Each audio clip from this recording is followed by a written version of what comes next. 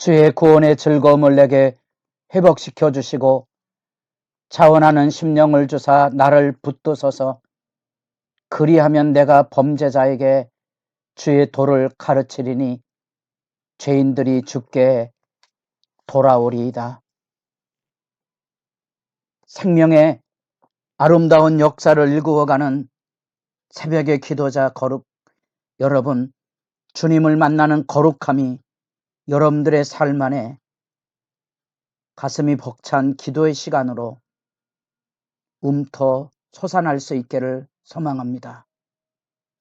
세상은 어둡지만 진리의 등불은 분명합니다. 그 진리의 등불을 붙잡고 기도하는 시간 열어가기를 소망하며 오늘은 사사기 12장 1절로부터 15절까지의 말씀입니다.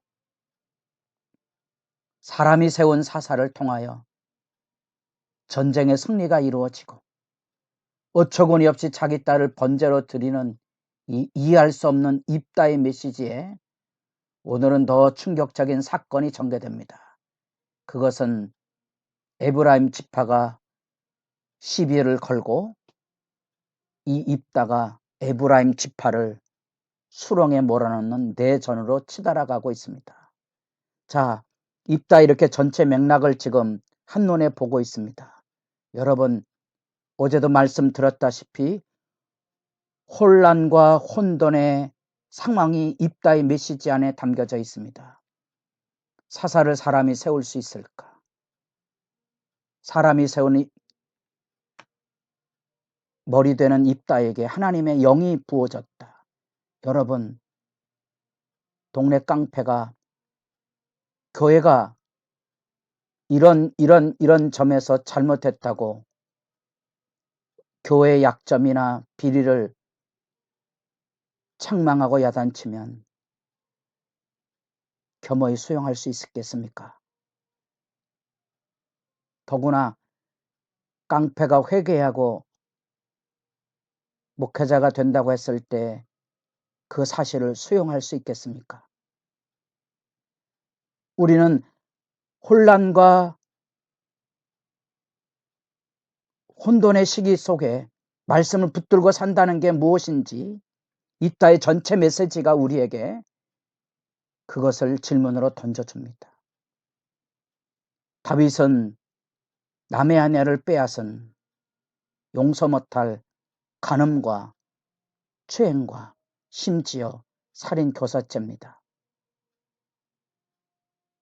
시편 51편 읽어본 적 있으십니까?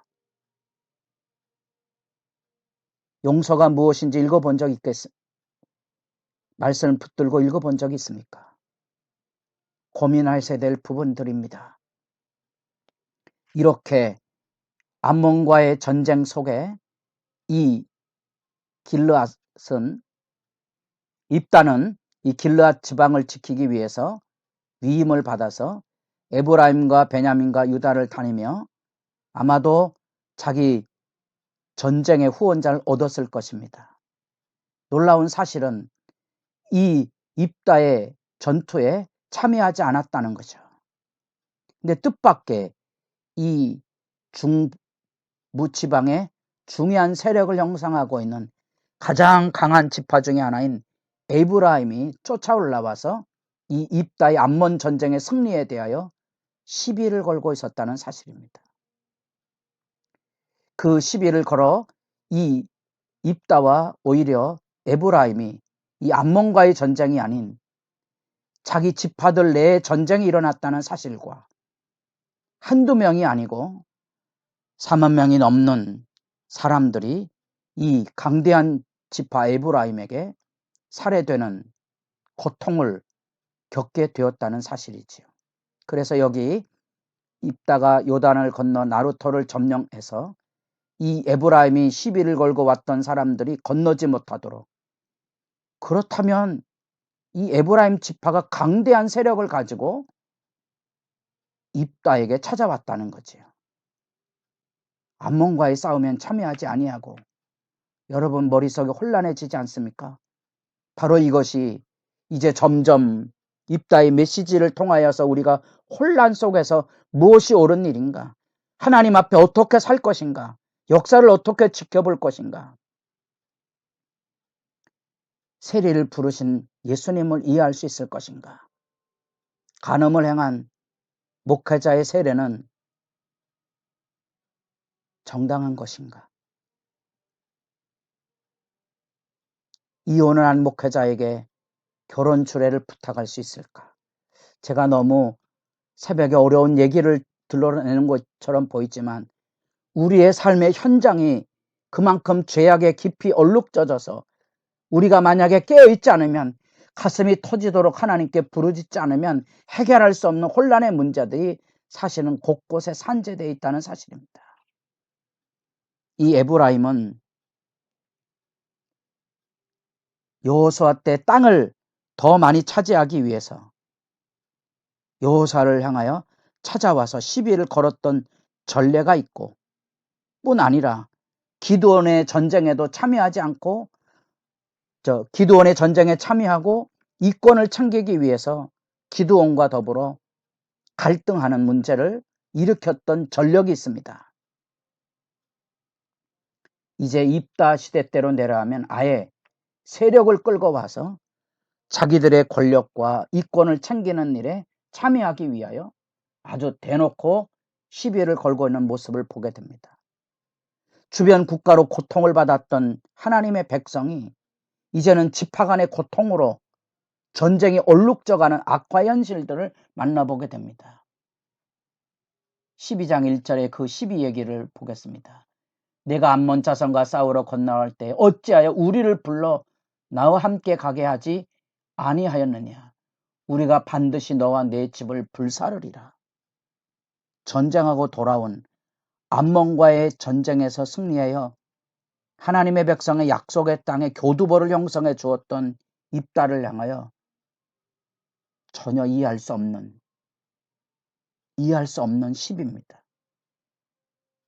그것에 대하여 입다가 내가 너희를 불렀을 때 너희들이 함께 참여했느냐 하고 묻고, 내가 목숨을 걸고 전쟁에서 여호와께서 내 손에 전쟁의 승리를 안겨주었는데 이제 내게 올라와서 나와 더불어 싸우고자 하느냐 하고 입다가 대응을 합니다. 그리고 드디어 4절 말씀에 전쟁이 일어납니다. 여러분, 이런 말씀을 읽으며 여러분 어떤 생각을 하게 됩니까?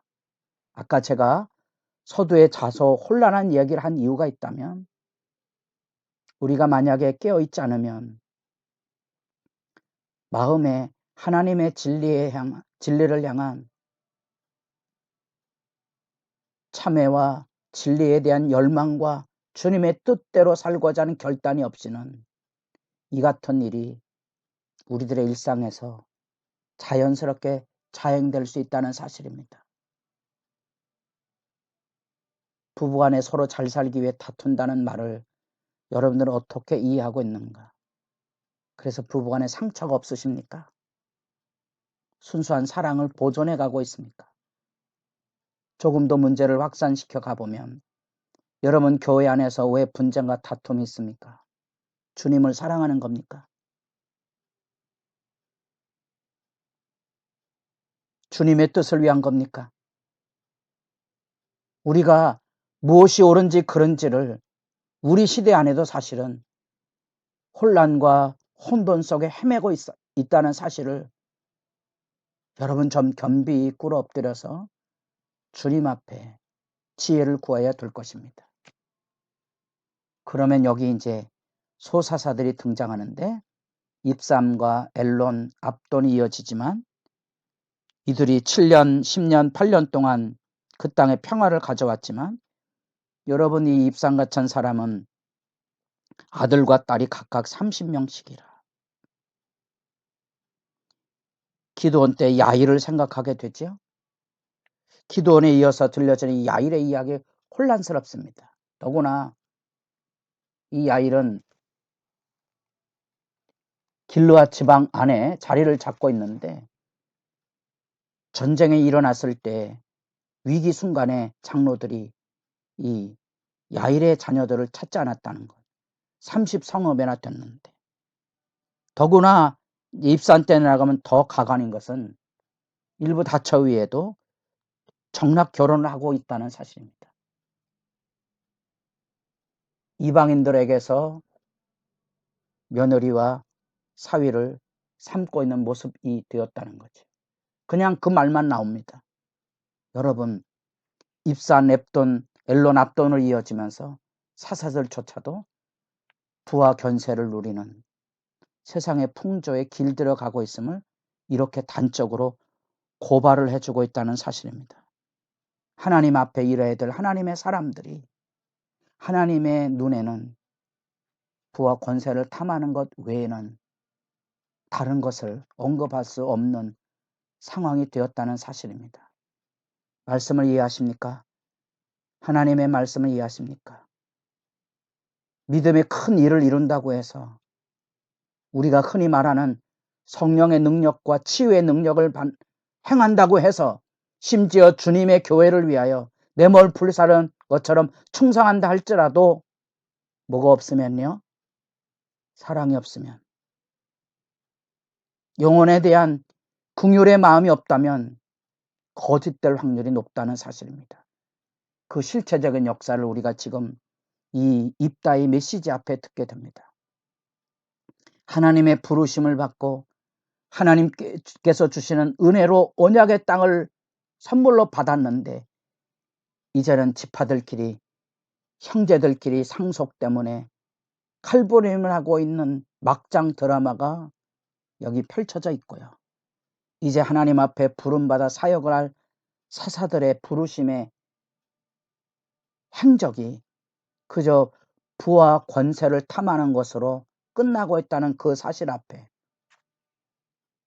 하나님 앞에 부름받아 선 하나님의 구원자 역할을 사사, 공법을 치리해야 될 재판에 책임이 있는 사사들조차도 세상을 닮아가고 있는 현실을 여러분 지켜보시면서 여러분 비록 어둡지만 그리고 하나님의 말씀을 자세히 주의하여 살펴서 그 말씀의 지혜를 가지고 주님 앞에 기도하시고 여러분 세상 움직임 가운데 섣부르게 정죄하지 마시고 비난하지 마시고 겸허히 하나님 앞에 서서 지혜와 진리를 구하며 주 따르는 길을 매일 무릎으로 전진하는 하나님의 나라 천국 길을 지혜롭게 겸손하게 그리고 하나님의 말씀 앞에 철저히 거꾸러져서 나아가는 삶을 열어갈 수 있기를 바랍니다.